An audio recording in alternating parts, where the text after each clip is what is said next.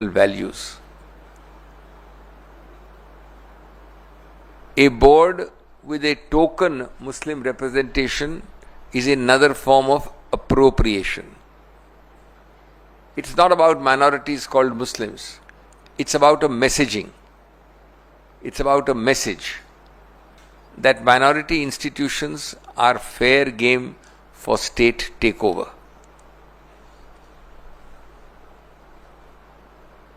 दोस्तों, जैसा मैंने कहा कि ये एक लक्ष्य से प्रेरित एक लक्षित अतिक्रमण है और मैंने इसमें आज भी लिखा है, आज ही छपा है उसके विषय में, लेकिन आपको संक्षिप्त बताना चाहता हूं मैं कानूनी रूप से अब, और मैं ज़्यादा इस वक्त अब राजनीति से कानून की तरफ जा रहा हूं और वापस स्पष्ट कर रहा हूं कि मैं किसी रूप से उच्चतम न्यायालय की दलीलों के ऊपर कोई निर्णय नहीं दे रहा हूं, कोई प्री जजिंग नहीं कर रहा हूं, लेकिन जो दलीलें हैं हमारी, उनका क्या तर्क है, उनका क्या उद्देश्य है, उनका क्या मतलब है, वो आपको समझाने की और आपके जरिए देश को समझाने का प्रयत्न कर रहा हूं। जैसा मैंने कहा कि ये स्वायत्त के इतना विरुद्ध है कि स्थापित न्यायिक सिद्धांत जितने भी हैं 1950 और 60 के दशक से, उन सब का हनन करता है और इसको उन सबको कुचलता है प्रशासनिक कार्यकुशलता के नाम पर। पहला, मैं 7-8 बिंदु आपको जल्द से गिनवा देता हूं। पहला, 2 अनुच्छेद हमारे पार्ट 3 में मानव अधिकार के विशेष रूप से बहुत महत्वपूर्ण हैं। पार्ट 3 जिसको मानव अधिकार का वर्ग कहते हैं, उसमें सभी बहुत महत्वपूर्ण प्रावधान हैं, लेकिन विशेष रूप से 25 और 26 बड़ा स्पष्ट रूप से कहता है कि हर व्यक्ति को पूरा अधिकार क्षेत्र स्वायत्त है कि वो निर्वाह करे, अभ्यास करे, प्रसारित करे, प्रचार करे अपने धर्म को और अपने धर्म से संबंधित संस्थाओं को चलाए, मैनेज करे, उसमें बैठे, उसमें चुनावित हो, इत्यादि इत्यादि। कोई ये नहीं कह रहा है कि ये अधिकार जो सांविधानिक अधिकार हैं ये पूरे एब्सोल्यूट हैं, इनमें कोई सीमा नहीं है। सीमा भी लिखी गई है संविधान में, 3 सीमाएं लिखी गई हैं। पब्लिक ऑर्डर, सार्वजनिक व्यवस्था यानी बदले कोई, स्वास्थ्य हेल्थ, और नैतिकता मोरालिटी। ये 3 शब्द संविधान ने खुद ने डाल दिए प्रतिबंध के रूप से। और आप देखेंगे, जैसे मैं बताता हूं आपको उदाहरण के तौर पे, कि ये 3 दूरगामी रूप से भी कोई संबंध नहीं रखते वक्फ एक्ट से। कोई इसमें ऐसा प्रावधान नहीं है जो सार्वजनिक कानूनी व्यवस्था को बचाने के लिए किया गया हो। कोई इसमें ऐसा प्रावधान नहीं जो स्वास्थ्य के लिए किया गया हो। कोई इसमें ऐसा प्रावधान नहीं है जो सार्वजनिक नैतिकता या पब्लिक मोरालिटी के लिए किया गया हो। तो इस प्रावधान पे, जैसा मैंने कहा, 60 साल 70 साल पहले, 50 के दशक में और उसके बाद 60 के दशक में, मैं आपको कानून से बोर नहीं करूंगा, बड़े महत्वपूर्ण जाने माने 5 खंडपीठों के आदेश है उच्चतम न्यायालय के, विस्तार से व्यापक निर्णय हैं। रतिलाल गांधी है, तिलकायत गोविंदलाल जी महाराज के नाम से है, जिसने कहा है कि किसी रूप से अगर आप किसी ऐसे वर्ग की संस्थाओं को स्वायत्तता से हटाएंगे, उनके ऊपर नियंत्रण इतना करेंगे कि उनका स्वायत्व खत्म होता है, तो वह असंवैधानिक है। इस मूल 60-70 साल पुराने सिद्धांत को ये कानून बेरहमी से हनन करता है और इस उल्लंघन से वो जो मूल हिस्सा है, जो हृदय है और जो आत्मा है संविधान की, उसको भेदता है, छेदता है। दूसरा बिंदु, एक प्रावधान है 11, और मैं आपको स्पष्ट कर दूं कि 11 के बारे में उच्चतम न्यायालय ने आज कुछ नहीं कहा अपने आंतरिक आदेश में, लेकिन हमारी दलील होने वाली है, ऑलरेडी है, और विस्तार से सुनेंगे तो होगी। तो जैसा मैंने कहा कि मैं आपको सिर्फ एक अपना पक्ष और तर्क रख रहा हूं, मैं किसी रूप से पूर्व निर्णय नहीं देना चाहता किसी चीज के ऊपर। हमारी दलील ये है कि एक प्रावधान है 11, उसमें 100% नामांकन का प्रावधान कर दिया है, यानी चुनावित कैटेगरी को हटा दिया है। नामांकन कौन करेगा? प्रदेश सरकार। जब 100% नामांकन होगा तो क्या रही स्वायत्तता की नाम, क्या रहा संस्थापिक स्वायत्तता, क्या रहा स्वतंत्रता, ये एक मुद्दा है। तीसरा मुद्दा जिस पे आज माननीय उच्चतम न्यायालय ने प्रतिबंध लगाया है और उसका पुरजोर तरीके से स्वागत करते हैं, वो हैं दो प्रावधान 9 और 14। 9 डील करता है केंद्र की काउंसिल से। उस काउंसिल में अभी तक ये याद रहे, अभी तक जो कानून चल रहा था 2013 का था, उससे पहले 1995 का था जिसको 13 ने संशोधित किया। उसके भी पहले और 13 तक ये अभी भी जो कानून चल रहा है, क्योंकि ये तो सिर्फ एक अमेंडमेंट है, संशोधन है, कानून अभी भी 95 वाला है, हमेशा पूर्णतया 100% मुसलमान ही वक्फ पे रह सकते थे। और इसमें कोई ऐसी आश्चर्य की बात नहीं है। हमने पार्लियामेंट में और बाहर भी कई आपको उदाहरण दिए।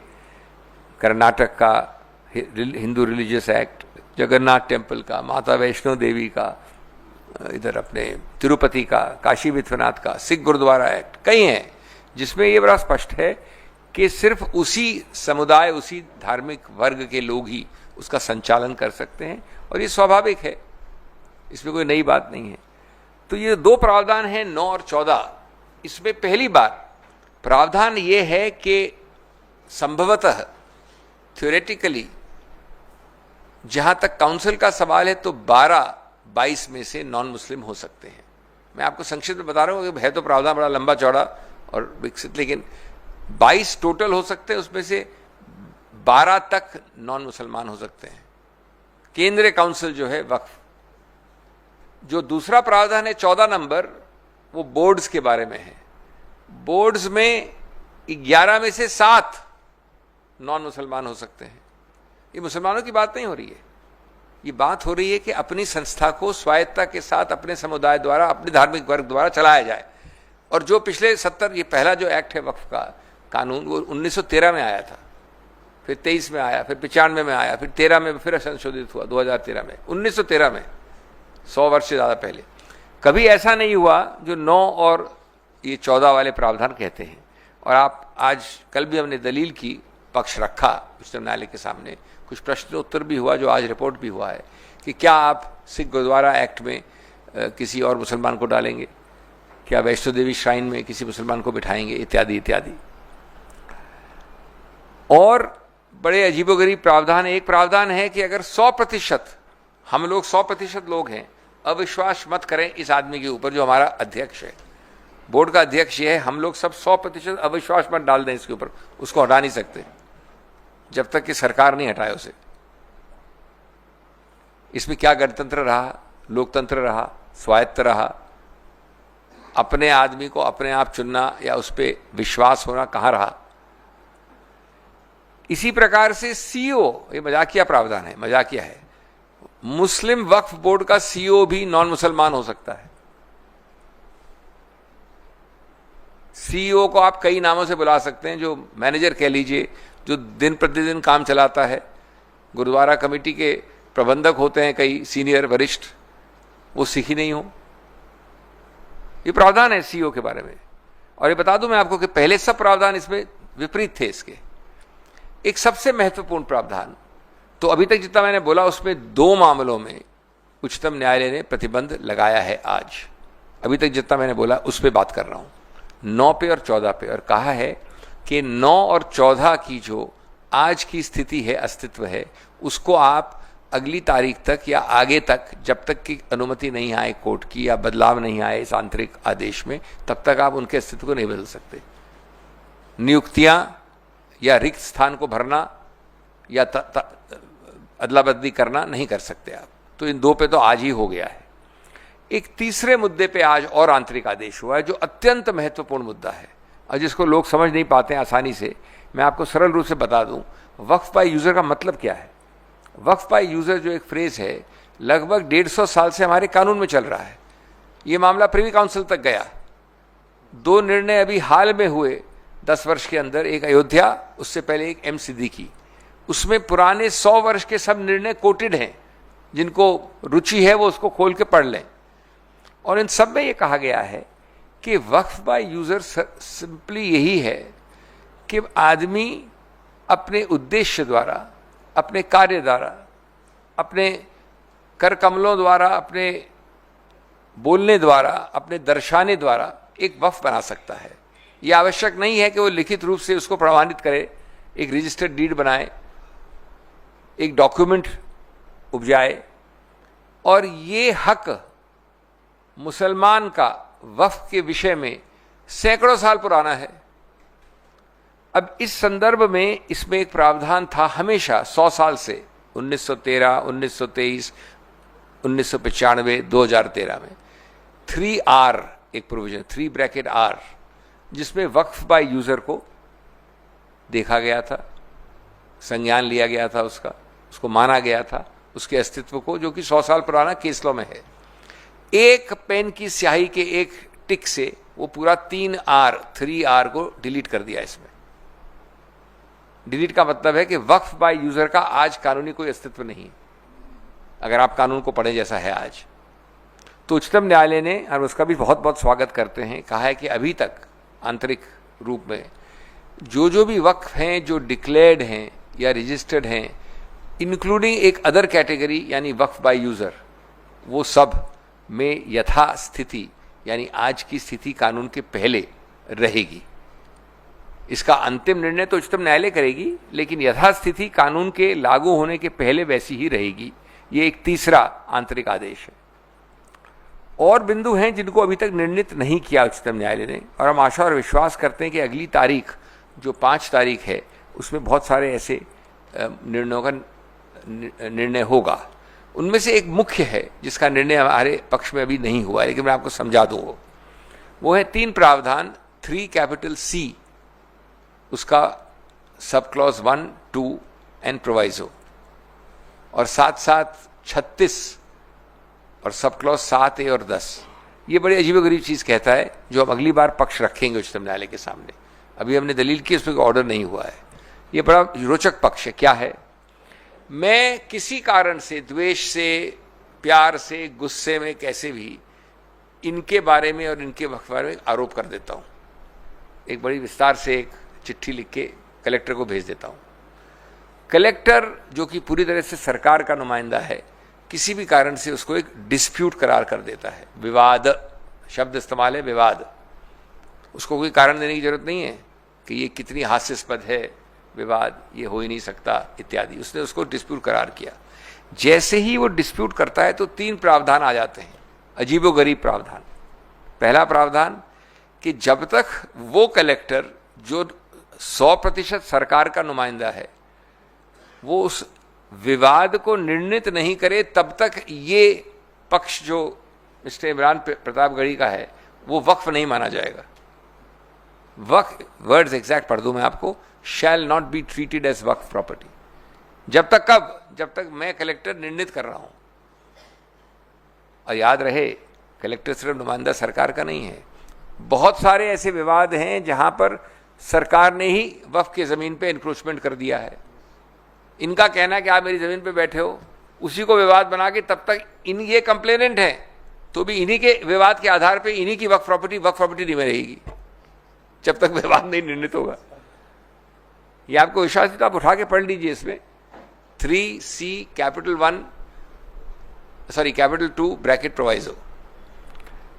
अब इसके 2 और परिणाम हैं।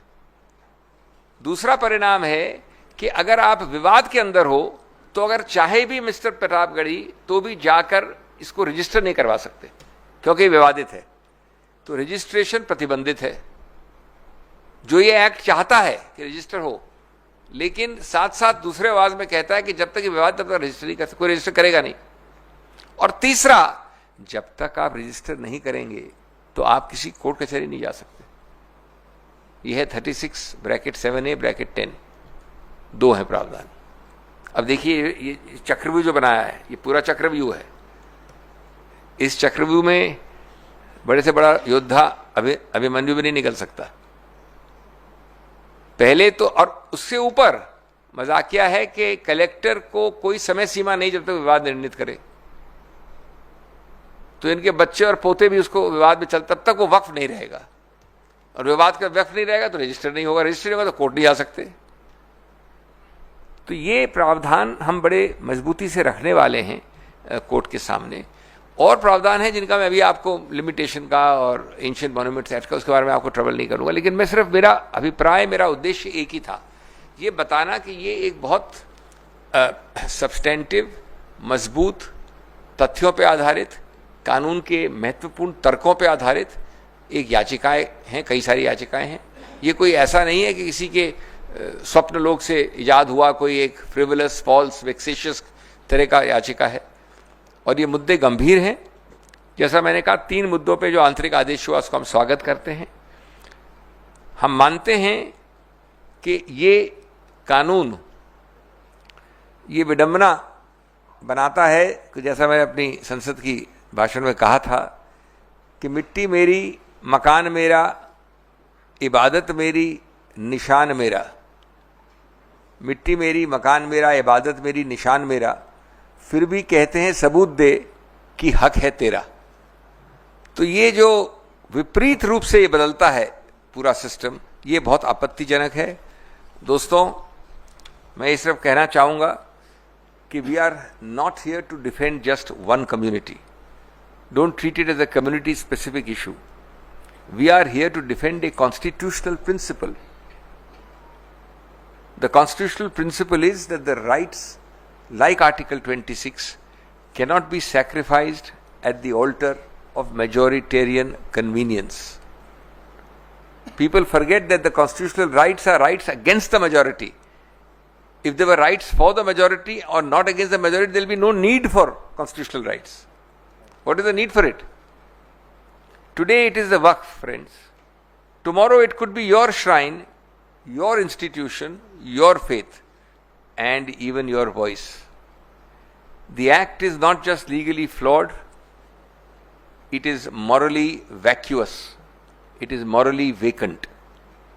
It takes the soul of religious freedom and stuffs it into a file marked subject to approval. If this can be done in the name of administrative regulation, then no freedom is safe and no institution is sacred. This is not the future which our framers envisioned, and it is not the future which the Congress party will allow subject to the court orders. ये सिर्फ मामले को मुसलमान या अल्पसंख्यक की नज़र से देखना सही नहीं होगा। ये मामला निश्चित रूप से उनके संबंध का है, लेकिन ये संविधान की आत्मा का सवाल है सर्वोपरि रूप से। अगर आज एक समुदाय के धार्मिक संस्थानों पर कब्जा हो सकता है, तो कल हर अल्पसंख्यक संस्था खतरे में होगी।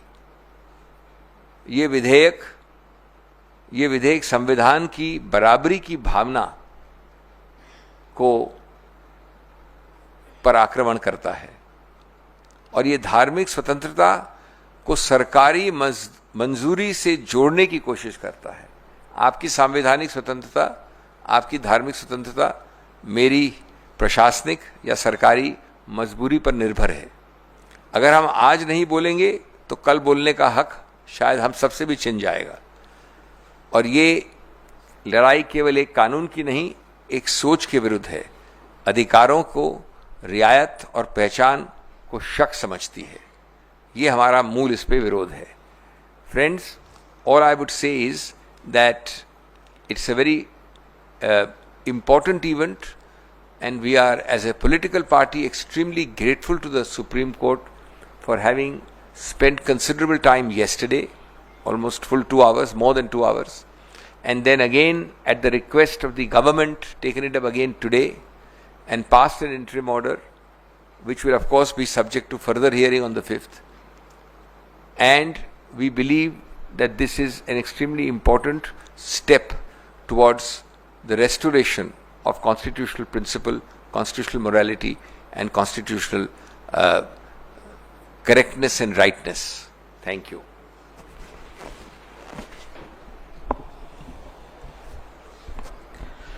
धन्यवाद आदरणीय अभिषेक मनु सिंघवी जी। सबसे पहले तो आपने जिस मजबूती के साथ आज पक्ष रखा माननीय उच्चतम न्यायालय में, उसके लिए मैं आपका आभार व्यक्त करता हूं। मैं एक याचिकाकर्ता भी रहा हूं इस मामले में।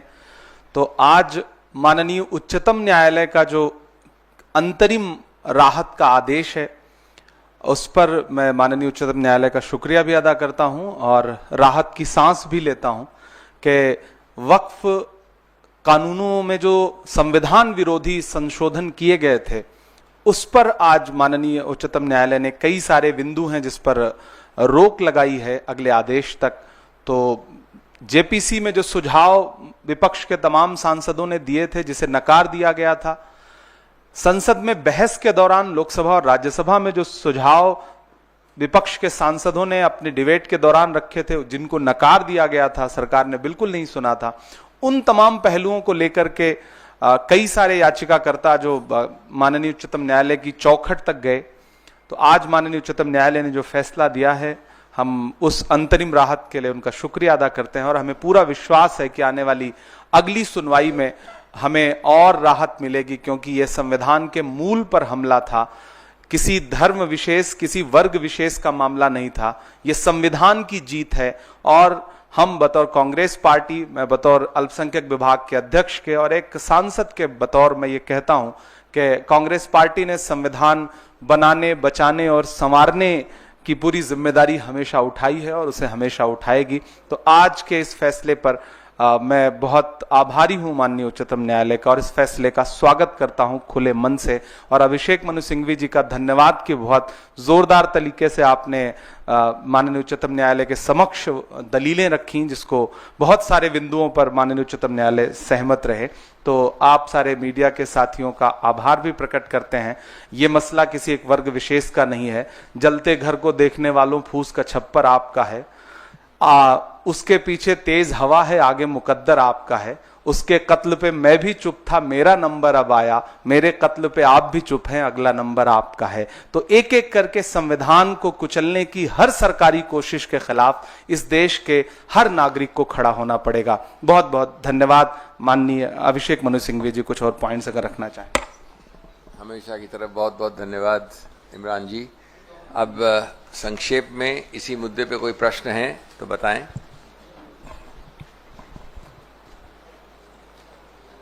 ठीक है, आज आप लोग बड़े शांत हैं, बहुत आश्चर्य की बात है। हाँ, इसी मुद्दे पे लेट ये पूछ रही थी। हाँ, I'll come to you.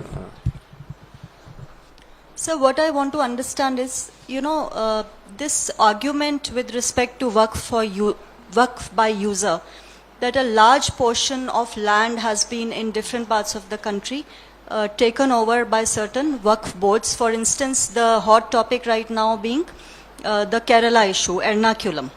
What is the nitty-gritty of this logic which is being given by the government? Even when the bill was piloted, Home Minister mentioned the Munambam controversy, where they are saying that 400 acres of ancestral land belonging to Christians and Hindus is under the State Waqf Board. Now that's one of the issues. Let me answer very briefly. You asked an important question, but I won't get into details. First and foremost, the Honorable Home Minister, as he did in Parliament, forgot that he was speaking about the constitutional validity of the Act. Just like we are also in asking this question, I don't mean you, but the people who ask this question are forgetting that what we are arguing in the Supreme Court is the constitutional validity of the Act. A constitutional validity of the Act will not be judged by a stray abuse, supposedly true, I am not saying it is true, in Kerala or Kashmir or Paschim Bengal or Gujarat. The validity of a law is judged by its language, its effect, its reach, its possible consequences, not by how an individual violates it, distorts it, or mangles it. That's point one. Point two, an emotive argument was made in my presence when I was also one of the main speakers in Parliament, that if you don't pass this kind of law, Parliament is also Waqf. Your house is also Waqf, my house is also Waqf. Somebody said the Supreme Court is also Waqf. Will you decide this validity like this, of this law? This is the same argument, I am very sorry to say, which the Honorable Prime Minister in his rally said about Mangal Sutra and the family gold and silver. Let me assume that a foolish man claims that the Taj Mahal is Waqf, or a foolish man claims that my house or the Supreme Court is Waqf. Does that validate this law or does it destroy this law? That will be dealt with individually in a particular case. So this is a deliberate attempt to mislead, misinform, create an aura where people are prejudiced in their minds, a certain hate is generated, and it is complete, and it is known to the speakers who say this, and yet they say it. जी sir, अंतिम आदेश जो आज आया है, ये आप लोगों की जीत है या सरकार की हार है? देखिए, मैं इन मामलों में बहुत कुछ कह सकता हूं, लेकिन आप देखेंगे कि मेरे शब्द बहुत सीमित हैं, बहुत नियंत्रित हैं और बहुत अनुशासन से भरे हुए हैं।